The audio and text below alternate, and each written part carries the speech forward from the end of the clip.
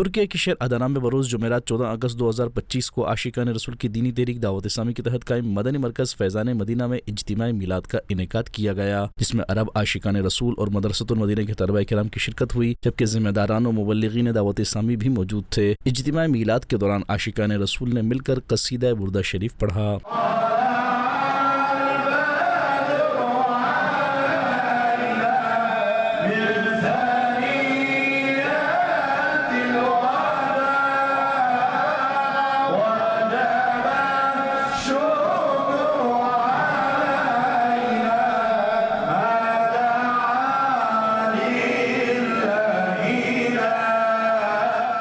جبکہ مبلغ دعوت اسلامی کی سنت تمہارے بیان کے بعد رکن شورا حاجی محمد اسد اتاری مدنی نے بھی عربی زبان میں سنت تمہارا بیان کیا۔ دوران بیان رکن شورا نے عظمت و شان مصطفیٰ کے حوالے سے گفتگو کرتے ہوئے نیکیوں بھری زندگی گزارنے اور سنتوں کو اپنانے کا ذہن دیا، جبکہ بیان کے اختتام پر اللہ پاک کے آخری نبی محمد عربی صلی اللہ علیہ وآلہ وصحبہ وبارک وسلم سے اظہار محبت کے لیے نعرے بھی لگائے۔